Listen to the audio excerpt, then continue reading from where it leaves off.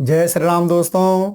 आज मैं आपको बता रहा हूं कि मकर राशि के जो जातक हैं उनके ग्रह गोचर के हिसाब से, जबकि भगवान सूर्य नारायण क्या हैं, तुला राशि में प्रवेश कर रहे हैं। और यह कब से कर रहे हैं दोस्तों? 17/10/2023 से 15/11/2023 तक।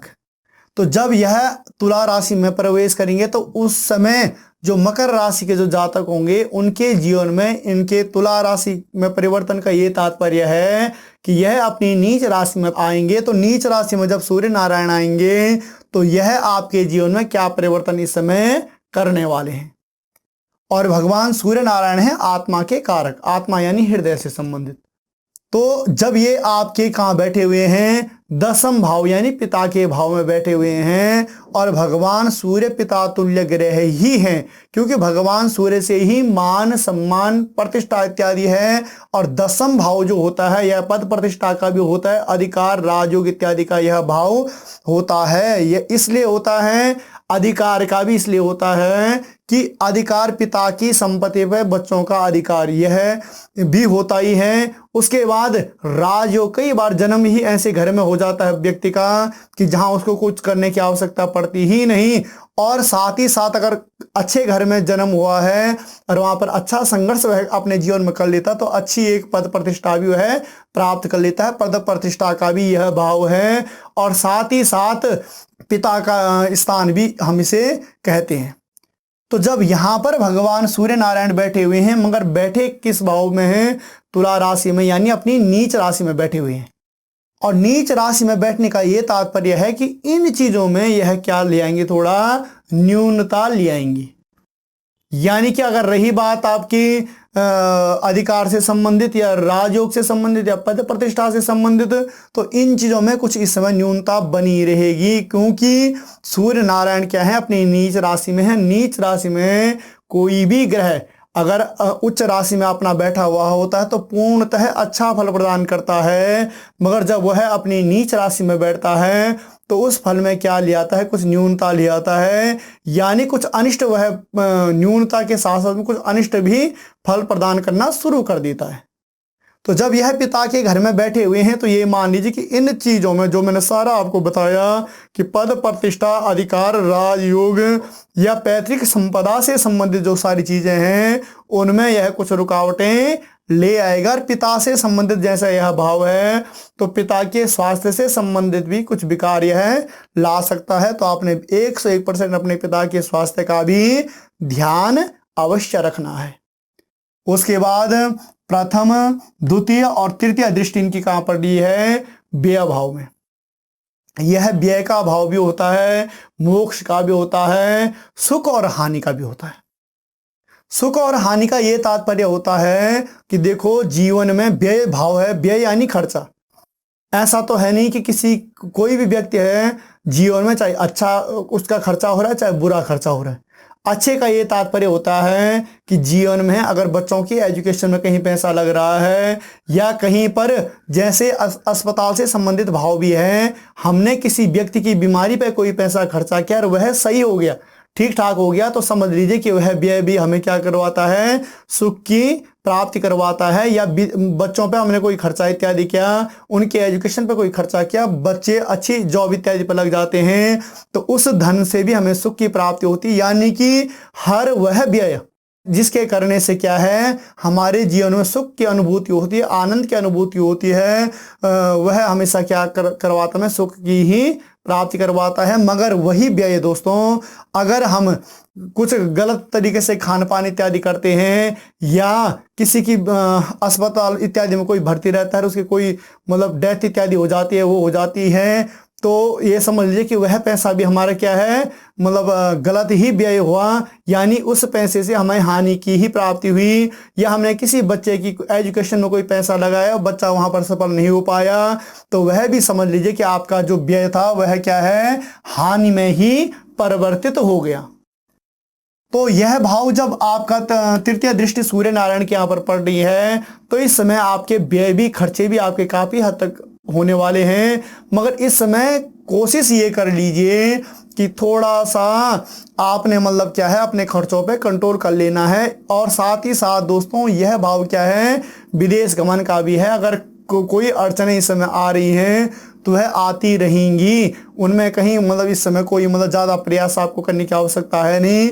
जब पुनः सूर्य नारायण तुला को छोड़कर वृश्चिक राशि में आएंगे तो 101% आप बाहर जाने के लिए प्रयास कर लीजिए। 100% अगर आप ऐसा कुछ करते हो तो फिर आपके योग ऐसे अच्छे बनने वाले हैं।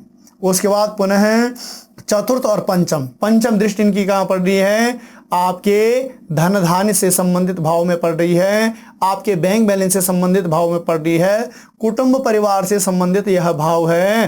तो जब सूर्य नारायण की यहाँ पर पंचम दृष्टि पड़ रही हो तो ये समझ लीजिए कि इस समय धन धान्य संपत्ति इत्यादि में भी क्या है, मतलब जो चीज़ें जो फल आपको प्राप्त होना चाहिए था दोस्तों वह आपको उतना हो नहीं पा रहा है। तो आपको क्या करना है, किसी भी प्रकार से इस समय कोई उथल पुथल नहीं करनी, कोई कोताहली नहीं करनी। अगर आप ऐसा कुछ करते हो तो अवश्य ही यह फिर क्या हो जाएगा, आपको थोड़ा सा दिक्कतें दिखाना शुरू कर देगा। यानी कि जैसा है उसको वैसे ही थोड़ा सा रहने दीजिए। और कुटुंब परिवार में आपको आपसी तालमेल अच्छा बनाकर रखना ही पड़ेगा।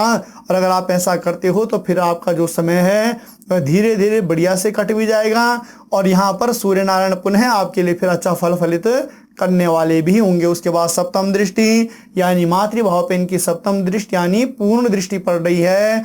यह सुख का भी होता है, माता का भी होता है, अब भूमि भवन अचल संपत्ति इत्यादि का होता है।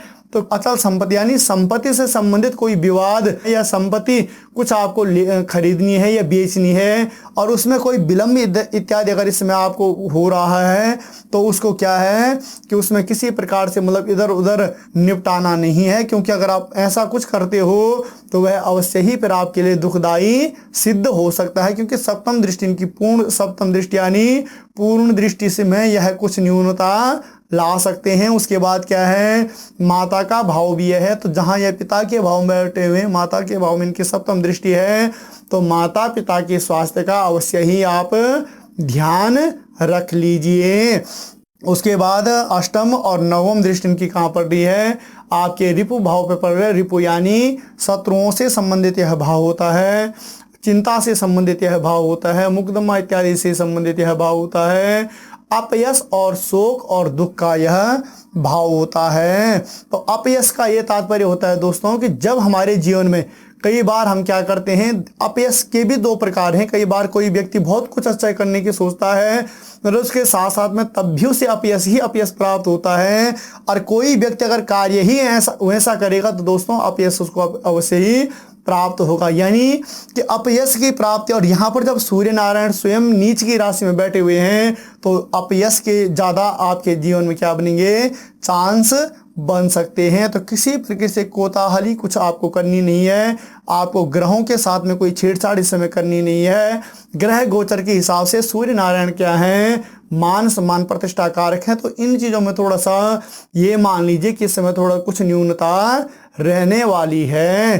तो ओवरऑल अगर हम देखें तो मकर राशि के जो जातक है उनके लिए सूर्य का नीच राशि में जब प्रवेश है तो इस प्रकार से यह फल फलित कर रहा है।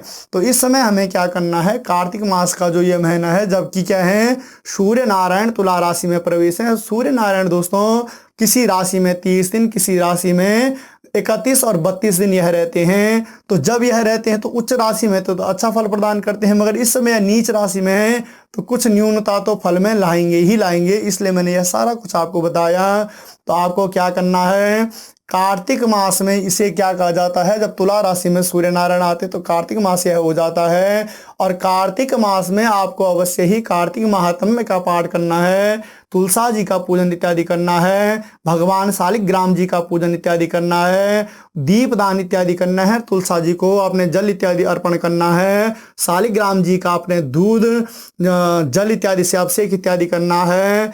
और अगर आप ऐसा करते हो तो अवश्य ही जो न्यूनता मैंने सूर्य के फल में दोस्तों आपके लिए बताई है इसमें बहुत कमी आ जाएगी। यानी यह सारे घर, जिन घरों में सूर्य नारायण बैठा हुआ है, आपके पिता के घर में जैसे सूर्य नारायण बैठे हुए हैं, मातृभाव में सप्तम पूर्ण दृष्टि यह बना रहे हैं, तो हर प्रकार से यह आपके लिए अच्छा फल फलित करना शुरू कर देंगे। तो दोस्तों मिलते हैं पुनः एक नई वीडियो में, तब तक के लिए जय श्री राम।